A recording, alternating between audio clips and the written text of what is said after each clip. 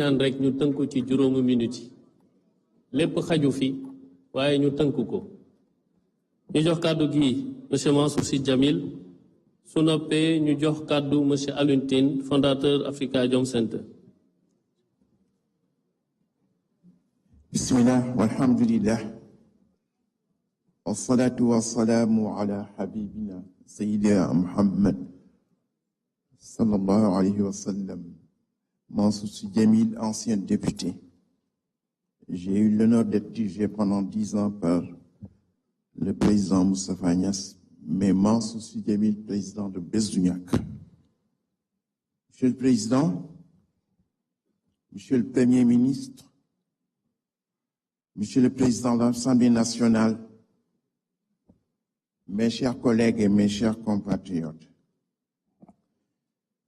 nous parlons d'un dialogue politique et quand on parle de politique, on parle des paroles, on parle des écrits, mais on parle également des actes. Et en matière de dialogue national, j'ai eu la chance, après 40 ans d'absence du Sénégal, quand je suis arrivé, le mois où je suis arrivé, j'étais dans le dialogue national de 2008. J'y ai été avec des gens exceptionnels. Amadou Mokhtar Mbow, yal na Yàlla rafetal turaayam, Tanor Dieng, Maïmouna Kane, Mamadou Touré, des gens qui ont fait leur preuve partout et pendant presque 1 an et demi. Ce dialogue a été un questionnement pluriel de tous les problèmes du Sénégal. Nous l'avons conclu, nous l'avons adopté et en plus nous avons eu la chance immédiatement après le dialogue.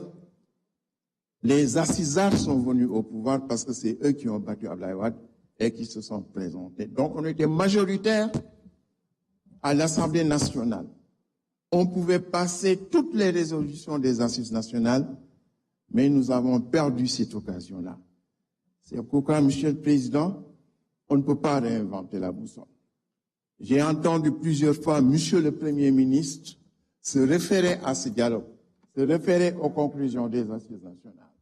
Je voudrais qu'on dépoussière ce document-là et qu'on essaye, c'est un éternel recommencement, il est vrai, mais qu'on essaye de tirer profit de l'ensemble des questions qui ont été débattues pendant 1 an et demi. Nous sommes partisans de dialogue parce que notre religion, l'islam, nous demande de dialoguer. Allah subhanahu wa ta'ala dit au prophète, ñi nga nekkal na say nawle nanu wa shawirhum fil amri fa iza azamta fatawakkal ala Allah. Na nga leen di consulter, na nga diisoog ñoom, lu nga indi rek na nga ko wecceeg ñoom.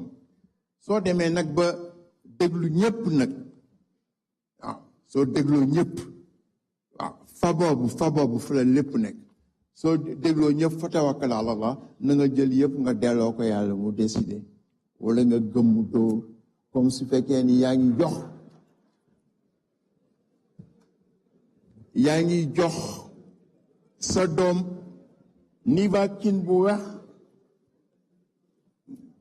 danga naan gëmmal naan fii nag yàlla daf ko wax ni que fa le deuxième fa la foofu la affaire bi yëpp nekk soo déglu arab mënoo ko dégg.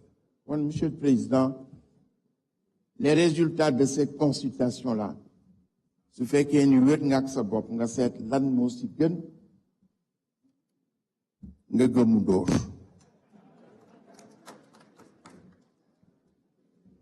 Barki démb rek Ousseynou on était ensemble à Saint-Louis si guddi Sëñ Babacar bi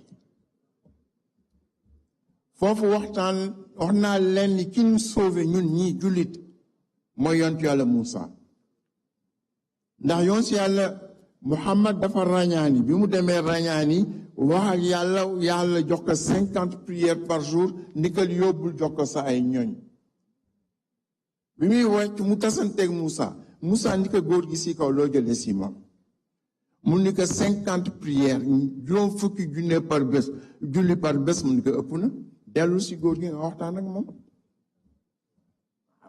mu ni ko dellul nga waxtaan ak moom bi mu delloo mu koy wàññi di ko wàññi wa kaana ya'muru Moussa ar-rujuu ila ar-rahmani mustasxilan xamla al-haadi al-karami mu ni ko wàccal muy wàcc di wàcc di wàcc di ko wàññi di ko wàññi di ko wàññi dialogue ak yàlla dialogue diggante Moussa ak Muhammad sallallahu alayhi wa sallam Muhammad ak a gën Muhammad tax ñu bind ko waaye bi mu ñëwee ñuy dialogue ba yàlla def ko 5 prières gis nga 5 prières yooyu yàlla si mbaaxam ni ko am na valeur 50 prières par jour kon nag dialogue rek moo nu may loolu kon noonu continuer dialogue assalaamu aleykum wa rahmatullahi